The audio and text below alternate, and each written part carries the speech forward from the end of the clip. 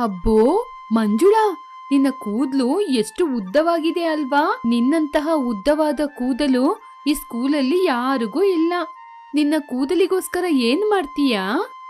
ನನ್ನ ಕೂದಲು ಉದ್ದ ಬರ್ಲಿಕ್ಕೆ ನಾನು ಯಾವ ಶ್ಯಾಂಪೂ ಮದ್ದು ಆಗ್ತಾ ಇಲ್ಲ.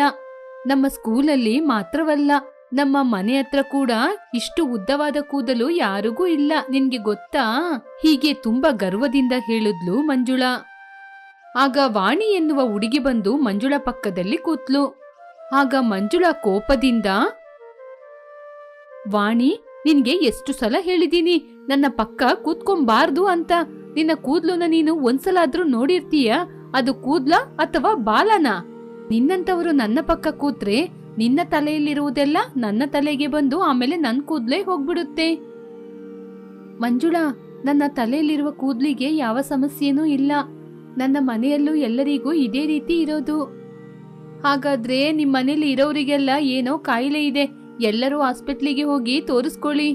ಇದು ನಾನ್ ನಿನ್ಗೆ 20ನೇ ಸಲ ಹೇಳೋದು, ನೀನು ನನ್ನ ಪಕ್ಕ ಕೂತ್ಕೊಳ್ಳಿಕ್ಕೆ ಲಾಯಕ್ಕಿಲ್ಲ. ಹೀಗೆ ವಾಣಿಗೆ ತುಂಬಾ ಸೀರಿಯಸ್ ಆಗಿ ಹೇಳಿದ್ಲು ಮಂಜುಳಾ.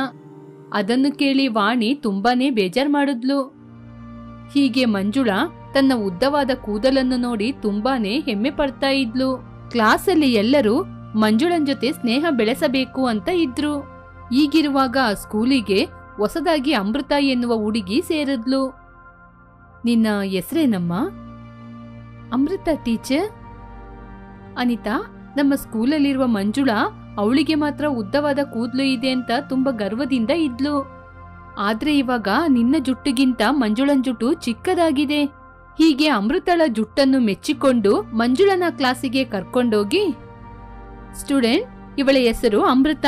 ನಿಮ್ಮ ಜೊತೆ ಸೇರಿ ಇನ್ಮುಂದೆ ಇವಳು ಕೂಡ ಇದೇ ಕ್ಲಾಸಲ್ಲಿ ಓದ್ತಾಳೆ. ಏ ಮಂಜುಳಾ, ಅಲ್ ನೋಡೆ, ಯಾವಾಗ್ಲೂ ನಿನಗಿಂತ ಕೂದ್ಲು ಉದ್ದ ಯಾರಿಗೂ ಇಲ್ಲ ಅಂತ ಹೇಳ್ತಾ ಇದ್ದೆ ಅಲ್ವಾ? ಅಲ್ ನೋಡೆ, ಅವಳ ಕೂದ್ಲು ನಿನ್ನ ಕೂದಲಿಗಿಂತ ಅವಳ ಕೂದಲು ಉದ್ದ ಇದೆ ಕಣೆ. ಅದೇನೂ ಇಲ್ಲ, ಅದು ಸವರಿ ಕೂದಲು. ಜುಟ್ಟು ಇಲ್ದೇ ಇರೋರು ಮಾತ್ರ ಇದನ್ನ ಇಟ್ಕೊಳ್ಳೋದು. ಹೌದಾ? ಆದ್ರೆ ನನಗೆ ಅವಳನ್ನ ನೋಡ್ಬೇಕಾದ್ರೆ ಹಾಗೆ ಅನ್ಸ್ತಾ ಇಲ್ಲ. ಇನ್ ಮುಂದೆ ನಿನ್ನ ಫ್ಯಾನ್ಸ್ ಎಲ್ಲ ಅವಳ ಹಿಂದೆನೆ ಹೋಗಿ ಅವಳ ಕಾಲು ಹಿಡಿತಾರೆ, ನೋಡ್ಕೋ. ಗೀತಾ, ನಿನ್ಗೆ ಇವಾಗ್ಲೇ ಪ್ರೂಫ್ ಮಾಡ್ತೀನಿ ನೋಡು, ಅದು ಸವರಿ ಕೂದಲು ಅಂತ. ಹಾಗೆ ಅಂತ ಹೇಳಿ ತನ್ನ ಮುಂದೆ ಬೆಂಚಿನಲ್ಲಿ ಕೂತಿರುವ ಅಮೃತನ ಕೂದಲನ್ನು ಗಟ್ಟಿಯಾಗಿ ಎಳೆದ್ಲು. ಅಮೃತ ನೋವನ್ನು ತಡ್ಕೊಳಕ್ಕಾಗದೆ, ಅಮ್ಮ, ನನ್ ಜುಟ್ಟು, ಹಾಗೆ ಜೋರಾಗಿ ಕಿರ್ಚಿದ್ಲು. ಅಮೃತ, ಏನಾಯ್ತು? ಯಾಕೆ ಅಷ್ಟು ಜೋರಾಗಿ ಕಿರ್ಚಿದೆ? ಟೀಚರ್, ಇಲ್ ನೋಡಿ, ಮಂಜುಳಾ ನನ್ ಕೂದ್ಲುನ ಎಳಿತಾ ಇದ್ದಾಳೆ, ನೋವು ತಡ್ಕೊಳಕ್ಕಾಗದೆ ಕಿರ್ಚಿದೆ. ಮಂಜುಳಾ, ಏನ್ ನೀನ್ ಮಾಡೋ ಕೆಲ್ಸ? ಯಾಕೆ ಆ ಹುಡುಗಿಯ ಜುಟ್ಟು ಎಳಿತಾ ಇದೀಯಾ? ಟೀಚರ್, ಅದು ಆ ಹುಡುಗಿದು ನಿಜವಾದ ಕೂದ್ಲು ಅಲ್ಲ ಅಂತಾನೆ. ಆ ಕೂದ್ಲುನ ಜೋರಾಗಿ ಎಳ್ದು ನೋಡ್ದೆ. ಏನು? ಅವಳ ಕೂದಲು ನಿಜವಾದ ಕೂದ್ಲು ಅಂತ ಚೆಕ್ ಮಾಡ್ಲಿಕ್ಕೆ ಹಾಗೆ ಮಾಡಿದೀಯಾ? ಹಾಗಾದ್ರೆ ನಿನ್ನ ಉದ್ದೇಶ ಏನು? ಈ ಲೋಕದಲ್ಲಿ ನಿನ್ಗೆ ಮಾತ್ರ ಉದ್ದವಾದ ಕೂದ್ಲು ಇರುತ್ತೆ ಅಂತ ಯೋಚನೆ ಮಾಡಿದೀಯಾ? ಇನ್ನೊಂದು ಸಲ ಹಾಗೆ ಮಾಡಿದ್ರೆ ಹೊರಗಡೆ ಬಿಸ್ಲಲ್ಲಿ ನಿಲ್ಸ್ತೀನಿ, ನೋಡ್ಕೋ. ಹೋಗು, ಕೂತ್ಕೋ. ಹೀಗೆ ಟೀಚರ್ ಮಂಜುಳನಿಗೆ ವಾರ್ನಿಂಗ್ ಅನ್ನು ಮಾಡಿದ್ರು. ಮರುದಿನ ಅಮೃತ ಬಂದು ಚಿಕ್ಕ ಕೂದಲಿರುವ ವಾಣಿಯ ಪಕ್ಕದಲ್ಲಿ ಕುಳಿತುಕೊಂಡ್ಲು.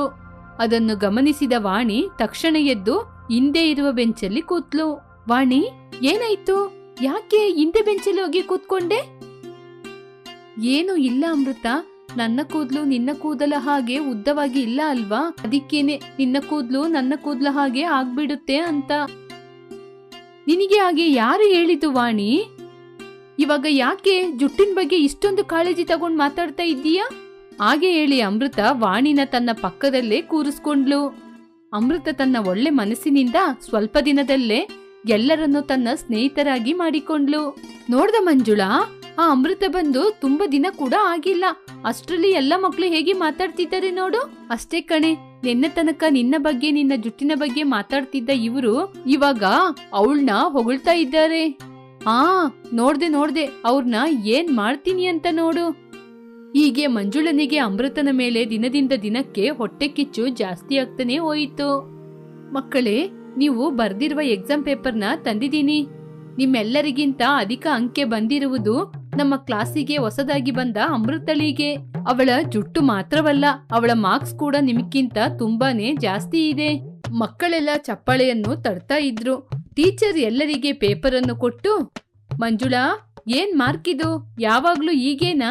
ನಿನ್ನ ಜುಟ್ಟು ಮೇಲೆ ತೋರಿಸುವ ಶ್ರದ್ಧೆಯನ್ನು ಸ್ವಲ್ಪ ಪಾಠದ ಕಡೆ ಗಮನಿಸು. ಅಮೃತನ ನೋಡಿ ಕಲ್ತ್ಕೋ. ಹೀಗೆ ಪ್ರತಿ ವಿಚಾರದಲ್ಲಿ ಅಮೃತನಿಂದ ತನಗೆ ಅವಮಾನ ಆಗ್ತಾ ಇದೆ ಅಂತ ತಿಳ್ಕೊಂಡ್ಲು ಮಂಜುಳಾ. ಏನ್ ಮಂಜುಳಾ, ಇವತ್ತು ತುಂಬಾ ಸಂತೋಷವಾಗಿರೋ ರೀತಿ ಕಾಣ್ತಾ ಇದೆ. ಏನ್ ವಿಷಯ? ಇವತ್ತಿನಿಂದ ಅಮೃತ ವಿಷಯ ಮುಗ್ದೋಯ್ತು. ಹೀಗೆ ತನ್ನ ಬ್ಯಾಗಿಂದ ಸಣ್ಣ ಬಾಕ್ಸ್ ಅನ್ನು ಹೊರತೆಗೆದ್ಲು. ಏನ್ ಮಂಜುಳಾ, ಇದ್ರಲ್ಲಿ ಏನಿದೆ? ಇದ್ರಲ್ಲಿ ಏನಿದೆ ಗೀತಾ? ಇದ್ನ ಅಮೃತನ್ ತಲೆಯಲ್ಲಿ ಬಿಟ್ರೆ ಅವಳ ತಲೆ ಎಲ್ಲ ಏನಾಗಿ ಆಮೇಲೆ ಕೆರ್ಕೊಂಡು ಅವಳು ಮೊಟ್ಟೆನೆ ಮಾಡ್ಕೊಳ್ತಾಳೆ. ಹಾಗೆ ಹೇಳಿ ಮಂಜುಳಾ ಅಮೃತನ ತಲೆಗೆ ಏನನ್ನು ಹಾಕಿದ್ಲು. ಸ್ವಲ್ಪ ಸಮಯದ ನಂತರ ಅಮೃತನ ತಲೆ ಕೆರಿತಾನೇ ಇತ್ತು. ಅಮೃತ ಕೂಡ ತಲೆನ ಕೆರ್ಕೊಳ್ತಾನೆ ಇದ್ಲು. ಏನಮೃತ, ತುಂಬಾ ಸಮಯದಿಂದ ತಲೆ ಕೆರಿತಾನೇ ಇದ್ದೀಯಾ? ಏನಾಯ್ತು? ಅದೇ ನನ್ಗೆ ಅರ್ಥ ಆಗ್ತಿಲ್ಲ ವಾಣಿ. ಬೆಳಿಗ್ಗೆ ಮನೆಯಿಂದ ಬರುವಾಗ ಚೆನ್ನಾಗಿನೇ ಇದ್ದೆ, ಆದ್ರೆ ಇವಾಗ ಸ್ವಲ್ಪ ಹೊತ್ತಿನಿಂದ ತಲೆ ತುಂಬಾ ಕೆರಿತಾ ಇದೆ. ಹೀಗೆ ಅಮೃತ ಮನೆಗೆ ಹೋದ ನಂತರ ಕೂಡ ತಲೆ ಕೆರಿತಾನೇ ಇದ್ಲು. ಅಮೃತನ ತಲೆಯಲ್ಲಿರುವ ಏನನ್ನು ನೋಡಿ ತನ್ನ ಪಕ್ಕದಲ್ಲಿ ಯಾರು ಕೂತ್ಕೊಳ್ತಾನೆ ಇರ್ಲಿಲ್ಲ. ತಲೆಯಲ್ಲಿ ಅಮೃತನಿಗೆ ತುಂಬಾ ಏನು ತುಂಬಿ ಹೋಯಿತು. ಕ್ಲಾಸಲ್ಲಿ ಟೀಚರ್ ಪಾಠ ಮಾಡುವಾಗ ಕೂಡ ಅಮೃತ ತಲೆನ ಕೆರ್ಕೊಳ್ತಾನೆ ಇದ್ಲು. ಅಮೃತ, ಅಮೃತ ಹಾಗೆ ಅಂತ ಕರೆದ್ರು ಟೀಚರ್. ಅಮೃತ ತನ್ನ ತಲೆಯನ್ನು ಕೆರ್ಕೊಂಡು ಅವರು ಕರೆದಿದ್ದನ್ನು ಗಮನಿಸಲೇ ಇಲ್ಲ. ಆಗ ಟೀಚರ್ ತುಂಬಾ ಕೋಪದಿಂದ, ಅಮೃತ, ಏನು ನನ್ ಕರೆಯೋದು ಕೇಳ್ತಾ ಇಲ್ವಾ? ಅಮೃತ ತಲೆಯನ್ನು ಕೆರ್ಕೊಂಡು, ಸಾರಿ ಟೀಚರ್, ತಲೆ ತುಂಬಾ ಕೆರಿತಾ ಇದೆ, ನೀವು ಕರೆದಿದ್ನ ನಾನು ಗಮನಿಸಲಿಲ್ಲ. ನೀನು ಸ್ಕೂಲಿಗೆ ಯಾಕೆ ಬರೋದು? ತಲೆನ ಕೆರ್ಕೊಳಕ್ಕ? ಅದಕ್ಕೆ ಯಾಕೆ ನಿನ್ಗೆ ಅಷ್ಟು ಉದ್ದ ಕೂದ್ಲು? ಅಷ್ಟು ಉದ್ದ ಕೂದ್ಲಿದ್ರೆ ಹಾಗೇನೆ ತಲೆ ಕೆರಿಯುತ್ತೆ. ಹೋಗು, ನೀನು ಬಿಸಿಲಲ್ಲಿ ಹೋಗಿ ನಿಂತ್ಕೋ. ನನ್ ಕ್ಲಾಸ್ ಮುಗಿಯೋ ತನಕ ಒಳಗ್ ಬರ್ಬಾರ್ದು. ಪಾಪ ಅಮೃತ ಏನು ಮಾಡಲು ಸಾಧ್ಯವಾಗದೆ ಬಿಸಿಲಲ್ಲಿ ನಿಂತ್ಕೊಂಡು ತಲೆ ಕೆರಿತಾ ಇದ್ಲು. ಗೀತಾ, ನೋಡಿದೀಯಾ?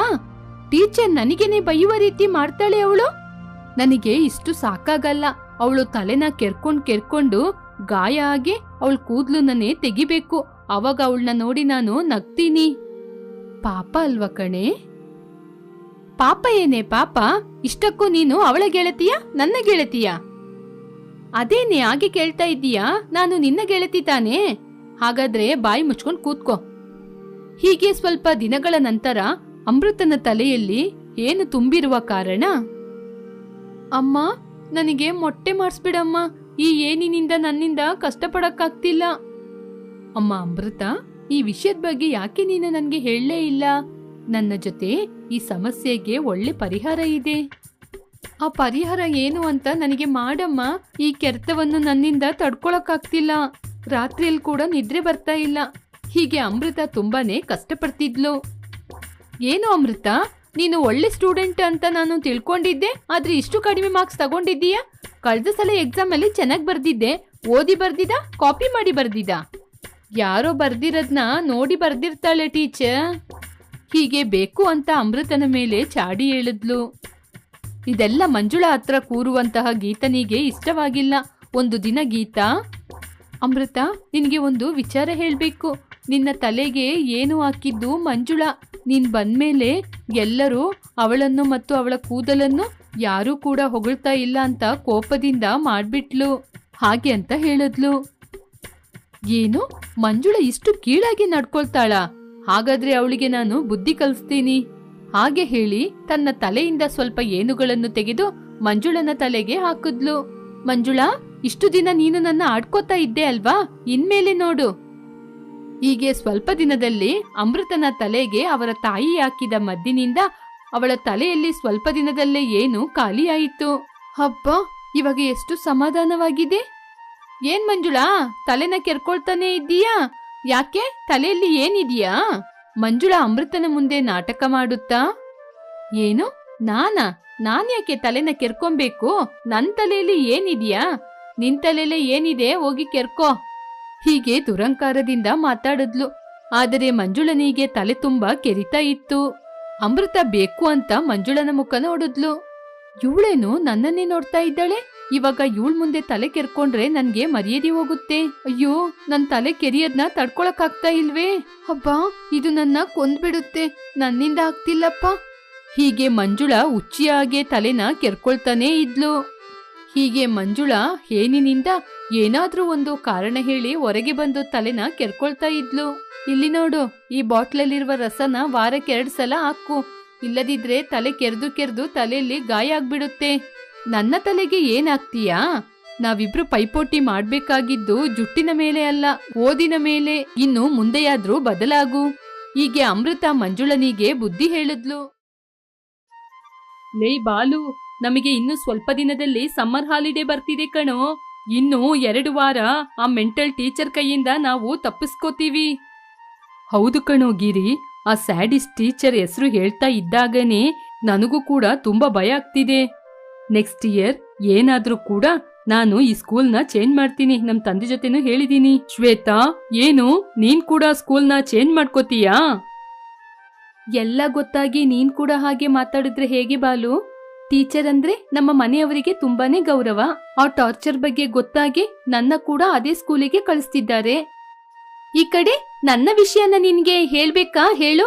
ಆ ಟೀಚರ್ ಬಗ್ಗೆ ಗೊತ್ತಾಗಿರುವ ನಮ್ಮ ತಂದೆ ತಾಯಿ ಹೋಗಿ ನನ್ನ ಮಗಳು ಓದದಿದ್ರೆ ಸರಿ 2 ಕೋಟಿ ಅಂತ ಹೇಳಿದ್ದಾರೆ. ಆದ್ರೆ ಅವಳು ಚೆನ್ನಾಗಿ ಓದ್ಬೇಕು, ಹಾಗೆ ಫುಲ್ ಪರ್ಮಿಷನ್ ಕೊಟ್ಟಿದ್ದಾರೆ. ಹೀಗೆ ಮಕ್ಕಳೆಲ್ಲ ಟೀಚರ್ ಬಗ್ಗೆ ಮಾತಾಡ್ತಾ ಇದ್ರು. ಸ್ಕೂಲಿಗೆ ಹಾಲಿಡೇಸ್ ಬಿಟ್ಟಾಗಿನಿಂದ ನನಗೆ ಯಾವ ಕೆಲ್ಸನೂ ಯೋಚನೆ ಆಗ್ತಿಲ್ಲ. ಕೈ ತುಂಬಾನೇ ಕೆರಿತಾ ಇದೆ. ಏನಾದ್ರೂ ಸರಿ, ಮಕ್ಕಳನ್ನ ಮತ್ತೆ ಸ್ಕೂಲಿಗೆ ಬರ್ಲಿಕ್ಕೆ ಹೇಳ್ಬೇಕು. ಹಾಗೆ ಯೋಚನೆ ಮಾಡ್ತಾ ಇದ್ದಂಗೆ ಟೀಚರ್ ಪ್ರಿನ್ಸಿಪಲ್ ರೂಮಿಗೆ ಬಂದ್ರು. ಸರ್, ಮಕ್ಕಳಿಗೆ ಹೀಗೆ 2 ವಾರ ರಜೆ ಕೊಟ್ಬಿಟ್ರೆ ಅವರ ಭವಿಷ್ಯ ಏನಾಗುತ್ತೆ ಹೇಳಿ? ಅಂದ್ರೆ ಇದು ಸಮ್ಮರ್ ಅಲ್ವಾ, ಈ ಸಮ್ಮರಲ್ಲಿ ನಾವು ಅವರಿಗೆ ಏನ್ ಹೇಳೋದು? ಸರ್, ನಿಮ್ಗೆ ಗೊತ್ತಿಲ್ವಾ ಹೊರಗೆ ಸ್ಕೂಲಲ್ಲಿ ಯಾವ ರೀತಿ ಕಾಂಪಿಟೇಷನ್ ಇದೆ ಅಂತ? ನಾವು ಹೀಗೆ ಇದ್ರೆ ಇನ್ನು ಸ್ವಲ್ಪ ದಿನದಲ್ಲಿ ನಮ್ಮ ಸ್ಕೂಲ್ನ ಮುಚ್ಕೊಂಡೋಗ್ಬೇಕು. ಮೊದ್ಲೇ ನಮ್ಮ ಸ್ಕೂಲಲ್ಲಿ ಓದುವಂತಹ 10th ಸ್ಟ್ಯಾಂಡರ್ಡ್ ಸ್ಟೂಡೆಂಟ್ ಅವರ ಬಗ್ಗೆ ಆಲೋಚನೆ ಮಾಡಿ ನೋಡಿ. ಹಾಗಾದ್ರೆ ನನ್ನ ಏನ್ ಮಾಡಕ್ ಕೇಳ್ತಿದ್ದೀರಾ? ನಿಮ್ ಜೊತೆ ಏನಾದ್ರೂ ಪ್ಲಾನ್ ಇದೆಯಾ? ಹಾಗೆ ಹೇಳಿ ನಾರದ ಹೇಳಿದ ಹಾಗೆ ನಾನು ನಿಮ್ಗೆ ಒಂದು ಐಡಿಯಾ ಹೇಳ್ತೀನಿ. ಇವಾಗ ನಾವು 10th ಸ್ಟ್ಯಾಂಡರ್ಡ್ ಸ್ಟೂಡೆಂಟ್ಸ್ ನ ಮಾತ್ರ ಕರೆದು ಅವರಿಗೆ 2 ತಿಂಗಳು ಕೋಚಿಂಗ್ ನ ಕೊಟ್ಟು ಅದರಲ್ಲಿ 10th ಸ್ಟ್ಯಾಂಡರ್ಡ್ ಪಾಠ ಎಲ್ಲವೂ ಮುಗಿಸಿ ಆನಂತರ ಅವರಿಗೆ ನಾವೇ ಎಕ್ಸಾಮ್ಸ್ ನ ಕೊಟ್ಟು ಅದರಲ್ಲಿ ಬೆಸ್ಟ್ ರ್ಯಾಂಕ್ ಯಾರು ಬರ್ತಾರೆ ಅಂತ ನೋಡೋಣ. ನಿಮಗೆ ಬಂದಿರುವುದು ಒಳ್ಳೆ ಆಲೋಚನೆ. ನಮ್ಮ ಸ್ಕೂಲ್ ಬೆಸ್ಟ್ ರ್ಯಾಂಕ್ ಬಂದ್ರೆ ಪೇರೆಂಟ್ಸ್ ನಮ್ಮ ಮಕ್ಕಳನ್ನ ಇಲ್ಲೇ ಸೇರಿಸಬೇಕು ಅಂತ ಹಠ ಮಾಡ್ತಾರೆ. ನಾವು ತಕ್ಷಣ ಆ ಪೇರೆಂಟ್ಸ್ ಸ್ಟೂಡೆಂಟಿಗೆ ಕಾಲ್ ಮಾಡಿ ಮಾತಾಡೋಣ. ಅವರ ಪ್ಲಾನ್ ಸಕ್ಸಸ್ ಆದಂಗೆ ಮನ್ಸಲ್ಲಿ ತುಂಬಾನೇ ಸಂತೋಷ ಪಟ್ರು ಟೀಚರ್. ಗಿರಿ, ನಿನಗೆ ಈ ವಿಷಯ ಗೊತ್ತಾ? ನಮ್ಮ ಸ್ಕೂಲಲ್ಲಿ ನಮ್ಗೆ ಸ್ಪೆಷಲ್ ಕ್ಲಾಸ್ನ ಇಡ್ತಾರಂತೆ. ಇದೆಲ್ಲ ಆ ಸ್ಯಾಡಿಸ್ಟ್ ಟೀಚರ ಕೆಲ್ಸನೇ ಆಗಿರ್ಬೇಕು. ಅಯ್ಯೋ, ಆ ಟೀಚರ್ನ ನನ್ನಿಂದ ನೋಡಕ್ಕಾಗೋದಿಲ್ಲ. ನಾನು ಸ್ಕೂಲಿಗೆ ಬರೋದಿಲ್ಲಪ್ಪ. ಈ ವಿಷಯನ ನಮ್ ತಂದೆಗೆ ಕೂಡ ಹೇಳ್ತೀನಿ. ಹಾಗೆ ಹೇಳಿ ಗಿರಿ ತನ್ನ ತಂದೆಯ ಬಳಿ ಹೋದ. ಅಪ್ಪ, ನಾನ್ ಮಾತ್ರ ಸ್ಕೂಲಿಗೆ ಹೋಗೋದಿಲ್ಲ. ಇದೆಲ್ಲ ಟೀಚರ್ ಕೆಲ್ಸನೇ ಆಗಿರ್ಬೇಕು. ಅವರು ದೊಡ್ಡ ಸ್ಯಾಡಿಸ್ಟ್ ಅಪ್ಪ. ಅವರ ಮೆಂಟಲಿಂದ ನಮ್ನ ತುಂಬಾನೇ ಟಾರ್ಚರ್ ಮಾಡ್ತಿದ್ದಾರೆ. ಏನೋ ಟೀಚರ್ನ ಹಾಗೆ ಎಲ್ಲ ಯಾರಾದ್ರೂ ಬೈತಾರಾ?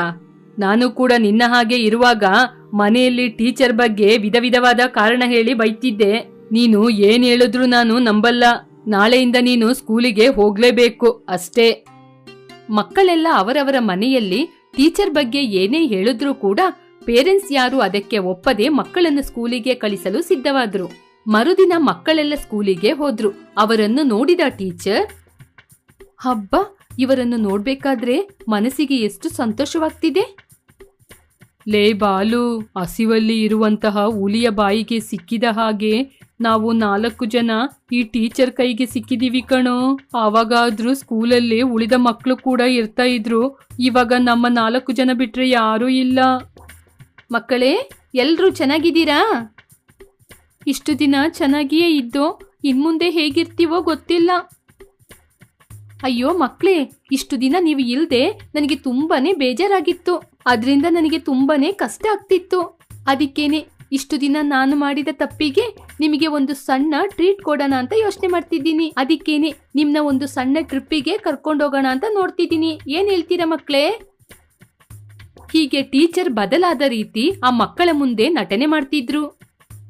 ಟೀಚರ್ ಮಾತು ಕೇಳಿದ ಮಕ್ಕಳು, ಲೇ, ಟೀಚರ್ ಬದಲಾಗಿದ್ದಾರೆ ಕಣೋ, ಟೀಚರ್ ಪಾಪ ಅಲ್ವಾ? ಅದಕ್ಕೆ ಟೀಚರ್ ಜೊತೆ ಟ್ರಿಪ್ಪಿಗೆ ಹೋಗ್ಬೇಕಾ? ಹೋಗೋಣ. ಮಕ್ಕಳ ಮಾತು ಕೇಳಿದ ಟೀಚರ್, ಹಬ್ಬ, ನನ್ನ ಮಾತು ಕೇಳಿ ಮಕ್ಕಳು ನಂಬಿಬಿಟ್ಟಿದ್ದಾರೆ, ಪಾಪ ಮುಗ್ಧ ಮಕ್ಕಳು. ಹೀಗೆ ಮನ್ಸಲ್ಲಿ ಸಂತೋಷಪಟ್ರು. ಮಕ್ಕಳೆಲ್ಲ ಟೀಚರ್ ಜೊತೆ ಸೇರಿ ಟ್ರಿಪ್ಪಿಗೆ ಹೋಗಲು ಒಪ್ಪಿಕೊಂಡ್ರು.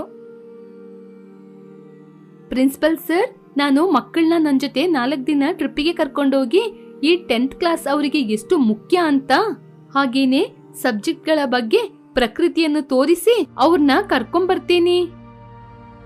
ಹೀಗೆ ಪ್ರಿನ್ಸಿಪಲ್ ಅನ್ನು ಒಪ್ಪಿಸಿ ಟೀಚರ್ ಮೇಲೆ ಇರುವ ಭರವಸೆಯಿಂದ ಪ್ರಿನ್ಸಿಪಲ್ ಕೂಡ ಮಕ್ಕಳನ್ನು ಅವರ ಜೊತೆ ಕಳಿಸಿದ್ರು. ಟೀಚರ್ ಅವರನ್ನು ಮರುಭೂಮಿ ಪ್ರದೇಶಕ್ಕೆ ಕರ್ಕೊಂಡೋದ್ರು. ಟೀಚರ್, ಏನ್ ಟೀಚರ್, ಇಲ್ಲೆಲ್ಲ ಮರುಭೂಮಿಯಾಗಿದೆ, ಇಷ್ಟೊಂದು ಬಿಸಿಲಲ್ಲಿ ನಮ್ನ ಯಾಕೆ ಇಲ್ಲಿ ಕರ್ಕೊ ಬಂದ್ರಿ? ನಿಮ್ಮ ಜೊತೆ ಏಕಾಂತವಾಗಿ ಸಮಯ ಕಳೆಯೋಣ ಅಂತ. ಮಕ್ಕಳಿಗೆ ಏನು ಅರ್ಥವಾಗದೆ ಒಬ್ಬರ ಮುಖ ಒಬ್ಬರು ನೋಡ್ತಾ ಇದ್ರು. ಅಲ್ಲಿ ಒಂದು ಎತ್ತಿನ ಗಾಡಿ ಇತ್ತು. ಎತ್ತಿನ ಗಾಡಿ? ಇದ್ರಲ್ಲಿ ಹತ್ತಿ ಸುತ್ತಾಡಿದ್ರೆ ಎಷ್ಟು ಚೆನ್ನಾಗಿರುತ್ತೆ ಗೊತ್ತಾ? ಹೌದೌದು, ಈ ಬಿಸಿಲಲ್ಲಿ ಹೋದ್ರೆ ಒಣಗೋಗ್ಬಿಡ್ತೀಯ. ನನಗೂ ಕೂಡ ಎತ್ತಿನ ಗಾಡಿಯಲ್ಲಿ ಸುತ್ತಾಡ್ಬೇಕು ಅಂತ ಆಸೆ ಆಗ್ತಿದೆ. ಟೀಚರ್, ಅದಕ್ಕೆ ಅದ್ರಲ್ಲಿ ಕುದುರೆ ಎತ್ತಿನ ಗಾಡಿ ಯಾವುದೂ ಇಲ್ವಲ್ಲ ನಾವು ಸುತ್ತಾಡ್ಲಿಕ್ಕೆ. ನೀವಿದ್ದೀರಲ್ವಾ ಮಕ್ಳೇ, ನನ್ನ ಒಂದು ಯುವರಾಣಿಯಂತೆ ಈ ಎತ್ತಿನ ಗಾಡಿಯಲ್ಲಿ ಸುತ್ತಾಡ್ಸಿ. ಇಲ್ಲದಿದ್ರೆ ನೀವು ಇದೇ ಬಿಸಿಲಲ್ಲಿ ಇಲ್ಲೇ ಇರ್ಬೇಕಾಗುತ್ತೆ. ಬನ್ನಿ, ಟೈಮ್ ಆಗ್ತಾ ಇದೆ. ಹಾಗೆ ಅಂತ ಟೀಚರ್ ಎತ್ತಿನ ಗಾಡಿಯಲ್ಲಿ ಕೂತ್ಕೊಂಡು ಅಪ್ಪನೆ ಮಾಡಿದ್ರು. ಮಕ್ಕಳು ಹೆದರಿ ಹೋಗಿ ಗಾಡಿಯನ್ನು ತಮ್ಮ ಭುಜದ ಮೇಲೆ ಇಟ್ಕೊಂಡ್ರು. ಏನ್ರೋ ನೀವು, ಒಬ್ಳು ಯುವರಾಣಿಯನ್ನು ಗಾಡಿ ಮೇಲೆ ಕೂರಿಸ್ಕೊಂಡು ಹೀಗೆ ಸೈಲೆಂಟ್ ಆಗಿ ನಿಧಾನವಾಗಿ ಹೋಗ್ತಾ ಇದ್ದೀರಾ? ಘೋಷ ಹಾಕ್ರೋ. ಯುವರಾಣಿ ಶೈಲಜಾಗೆ ಜೈ, ಯುವರಾಣಿ ಶೈಲಜಾಗೆ ಜೈ. ಹೀಗೆ ಮಕ್ಕಳು ಬಿಸಿಲಿನಲ್ಲಿ ಕಾಲಿಗೆ ಚಪ್ಪಲು ಕೂಡ ಇಲ್ಲದೆ ನಡ್ಕೊಂಡ್ ಬಂದ್ರು. ಏನೇ ಸ್ವಾತಿ, ತುಂಬಾ ಬಿಸಿಲೊಡಿತಾ ಇದೆ, ನೀ ಬಂದು ಕೊಡೆ ಇಡಿ. ಆಯ್ತು ಟೀಚರ್. ಹಾಗೆ ಸ್ವಾತಿ ಬಂದು ಟೀಚರಿಗೆ ಕೊಡೆಯನ್ನು ಹಿಡಿದ್ಲು. ತುಂಬಾ ದೂರ ಬಂದ ನಂತರ ಗಾಡಿಯನ್ನು ಒಂದು ಕಡೆ ನಿಲ್ಲಿಸಿ ಅಂತ ಹೇಳಿದ್ರು ಟೀಚರ್. ನನಗೆ ತುಂಬಾ ದಾಹ ಆಗ್ತಿದೆ. ನನಗೂ ತುಂಬಾ ದಾಹ ಆಗ್ತಿದೆ ಕಣೋ. ಇಲ್ಲಿ ನೋಡಿ, ಇಲ್ಲಿ 1 ಗ್ಲಾಸು ನೀರಿದೆ. ಯಾರಿಗೆ ನೀರ್ ಬೇಕೋ ಅವರು ಮೊದ್ಲು ಬಂದು ಕುಡೀರಿ. ಮೊದ್ಲು ಬಂದವರಿಗೆ ಮಾತ್ರ ಈ ನೀರು. ಹಾಗೆ ಹೇಳಿದಾಗ ಮಕ್ಕಳು ಒಬ್ಬರ ಮುಖವನ್ನು ಒಬ್ಬರು ನೋಡಿ ಓಡೋಡಿ ಬಂದ್ರು. ಎಲ್ಲರ ಮುಂಚೆ ನಾನು ನೀರು ಕುಡಿಯಬೇಕು ಅಂತ ಜಗಳವಾಡಿ ನೀರನ್ನು ಕೆಳಗೆ ತಳ್ಳಿ ಗ್ಲಾಸನ್ನೇ ಒಡೆದಾಕಿದ್ರು. ನಿಮ್ಮ ಬ್ಯಾಡ್ ಲಕ್ ಸ್ಟೂಡೆಂಟ್ಸ್, ಇದಕ್ಕೋಸ್ಕರ ನೀವು ಜಗಳ ಮಾಡ್ತಿದ್ದೀರಾ, ನನಗೆ ಸಂತೋಷ ಆಗ್ತಿದೆ. ಹಾಗೆ ಹೇಳಿ ನಗ್ತಾ ಇದ್ರು ಟೀಚರ್. ಆನಂತರ ಅವರಿಗೆ ಹೊಟ್ಟೆ ತುಂಬಾ ಊಟವನ್ನು ಕೊಟ್ರು. ಹಬ್ಬ, ಟೀಚರ್ ಎಷ್ಟು ಟಾರ್ಚರ್ ಕೊಟ್ರು, ಹೊಟ್ಟೆ ತುಂಬಾ ಊಟ ಹಾಕಿದ್ರು ಕಣೋ. ಹೊಟ್ಟೆ ತುಂಬಾ ಊಟ ಮಾಡಿದೆ. ಇವಾಗ ನಾನು ಒಂದು ಹೆಜ್ಜೆ ಕೂಡ ಮುಂದೆ ಇಡಲ್ಲ, ಹೊಟ್ಟೆ ಅಷ್ಟು ಫುಲ್ ಆಗಿದೆ. ಹೌದು, ನನಗೆ ಕೂಡ ಹಾಗೇನೇ ಇದೆ. ಆವಾಗ ಟೀಚರ್, ಮಕ್ಕಳೇ ಚೆನ್ನಾಗಿ ಊಟ ಮಾಡಿದ್ರಲ್ವಾ? ಸರಿ, ಇವಾಗ ಹೊರಡೋಣ. ಹಾಗೆ ಹೇಳಿ ಅವರ ಬಳಿ 2 ಹಾವನ್ನು ಬಿಟ್ರು. ಪಾಪ ಆ ಮಕ್ಕಳು ಭಯದಲ್ಲಿ ಓಡೋಡಿ ಆ ಬಿಸಿಲಲ್ಲಿ ತುಂಬಾನೇ ಸುಸ್ತಾಗಿ ಕೆಲವರು ವಾಂತಿ ಕೂಡ ಮಾಡಿದ್ರು. ಅದು ಮರುಭೂಮಿಯಾದ ಕಾರಣ ಹಗಲಲ್ಲಿ ಎಷ್ಟು ಬಿಸಿಲು ಇರುತ್ತೋ ರಾತ್ರಿಯಲ್ಲಿ ಅಷ್ಟೇ ತಂಪಿರುತ್ತೆ. ನೀವೆಲ್ಲರೂ ಚಳಿಯಲ್ಲಿ ಈ ಮರಳಿನ ಮೇಲೇನೆ ಮಲಗಬೇಕು, ಇಲ್ಲದಿದ್ರೆ ನಿಮ್ನ ಇಲ್ಲೇ ಬಿಟ್ಬಿಟ್ಟು ನಾನು ಹೋಗ್ಬಿಡ್ತೀನಿ. ಹೀಗೆ ಮಕ್ಕಳನ್ನು ಭಯಪಡಿಸಿದ್ಲು. ಹೀಗೆ ಭಯದಲ್ಲಿ ಮಕ್ಕಳೆಲ್ಲ ಹೆದರಿ ಹೋಗಿ ಮರಳಿನ ಮೇಲೇನೆ ಮಲಗಿದ್ರು. ಅಲ್ಲಿ ಹುಳಗಳೆಲ್ಲ ಮಕ್ಕಳನ್ನು ಕಚ್ಚಿ ಕೈಯಲ್ಲಿ ಗಾಯಗಳಾಯಿತು. ಅದನ್ನು ನೋಡಿ ಮಕ್ಕಳು ಕಷ್ಟಪಡ್ತಿರುವಾಗ ಟೀಚರ್ ಅವರನ್ನು ನೋಡಿ ಸಂತೋಷ ಪಡ್ತಿದ್ರು. ಹಬ್ಬಾ, ನಿಮ್ನ ಈ ಪರಿಸ್ಥಿತಿಯಲ್ಲಿ ನೋಡುವಾಗ ನನಗೆ ತುಂಬಾನೇ ಸಂತೋಷ ಆಗ್ತಿದೆ ಮಕ್ಕಳೇ. ನಾಳೆ ನಾವು ಇಲ್ಲಿಂದ ಹೊರಡ್ತಾ ಇದ್ದೀವಿ. ಇಲ್ಲಿ ನಡೆದ ವಿಚಾರವನ್ನು ನಿಮ್ಮ ಮನೆಯಲ್ಲಿ ಹೇಳಿದ್ರೆ ನನ್ ಬಗ್ಗೆ ಗೊತ್ತು ತಾನೇ? ಇಲ್ಲ ಮೇಡಮ್, ಹೇಳೋದಿಲ್ಲ, ಪ್ರಾಮಿಸ್. ಹೀಗೆ ಟೀಚರ್ ಅವರ ಬಗ್ಗೆ ಯಾರ ಜೊತೆನೂ ಹೇಳ್ಬಾರ್ದು ಅಂತ ಭಯವನ್ನು ಒಡ್ಡಿ ಅವರ ಮನೆಗೆ ಕರ್ಕೊಂಡೋದ್ರು. ಮನೆಯಲ್ಲಿ ಮಕ್ಕಳ ಮೇಲೆ ಆದ ಗಾಯವನ್ನು ನೋಡಿ, ಏನೋ ಆ ಕೈಯಲ್ಲಿ ಗಾಯದ ಗುರುತುಗಳು, ಯಾಕೆ ಭಯದಲ್ಲಿ ಇದ್ದೀಯಾ? ಹೀಗೆ ಮಕ್ಕಳ ಪೇರೆಂಟ್ಸ್ ಜೋರಾಗಿ ಕೇಳಿದಾಗ, ಅಪ್ಪ, ನಿಮ್ಗೆ ಮೊದ್ಲಿಂದನೂ ಆ ಟೀಚರ್ ಬಗ್ಗೆ ಹೇಳ್ತಾನೆ ಇದ್ದೀನಿ. ಅವರು ನಮ್ಮನ್ನು ಮರುಭೂಮಿಗೆ ಕರ್ಕೊಂಡೋಗಿ ತುಂಬಾ ಟಾರ್ಚರ್ ಮಾಡಿದ್ರು. ಹೀಗೆ ಮಕ್ಕಳೆಲ್ಲ ದುಃಖ ಪಡುತ್ತಾ ಅಲ್ಲಿ ನಡೆದ ವಿಚಾರವನ್ನು ತಮ್ಮ ಪೇರೆಂಟ್ಸ್ ಜೊತೆ ಹೇಳಿದ್ರು. ಟೀಚರ್ ಅಂತ ನಂಬಿಕೆಯಲ್ಲಿ ಕಳಿಸಿದ್ರೆ ನಿಮ್ಮ ಜೊತೆ ಅವ್ರು ಹೀಗೇನಾ ನಡ್ಕೊಳ್ಳೋದು? ಬಾ ನಿಮ್ಮ ಪ್ರಿನ್ಸಿಪಲ್ ಜೊತೆ ಮಾತಾಡೋಣ. ಎಲ್ರಿ ನಿಮ್ಮ ಟೀಚರ್ ಮಕ್ಕಳ ಜೊತೆ ಹೀಗೇನಾ ವರ್ತನೆ ಮಾಡೋದು? ನನಗೂ ಕೂಡ ಟೀಚರ್ ಬಗ್ಗೆ ಇವಾಗನೇ ಗೊತ್ತಾಗಿದ್ದು. ಆ ಟೀಚರ್ ಒಬ್ರು ಸ್ಯಾಡಿಸ್ಟ್ ಅಂತ. ಇಂತಹ ಟೀಚರ್ ಸಮಾಜದಲ್ಲಿ ಹಾಗೇನೆ ತಿರ್ಗಾಡಬಾರ್ದು. ತಕ್ಷಣ ಟೀಚರ್ ಮೇಲೆ ಕಂಪ್ಲೇಂಟ್ ಮಾಡಿ ಅವರಿಗೆ ಶಿಕ್ಷೆಯನ್ನು ಕೊಡಿಸಿ. ಹೀಗೆ ಎಲ್ಲರೂ ಹೋಗಿ ಟೀಚರ್ ಮೇಲೆ ಪೊಲೀಸ್ ಸ್ಟೇಷನ್ ಅಲ್ಲಿ ಕಂಪ್ಲೇಂಟ್ ಮಾಡಿದ್ರು. ಹೀಗೆ ಪೊಲೀಸ್ ಹೋಗಿ ಆ ಟೀಚರ್ ಅನ್ನು ಅರೆಸ್ಟ್ ಮಾಡಿ ಒಂದು ಮೆಂಟಲ್ ಹಾಸ್ಪಿಟಲ್ ಅಲ್ಲಿ ಅಡ್ಮಿಟ್ ಮಾಡಿದ್ರು. ಆ ನಂತರ ಮಕ್ಕಳೆಲ್ಲ ಸಂತೋಷದಿಂದ ಶಾಲೆಗೆ ಹೋಗಿ ಓದಿದ್ರು.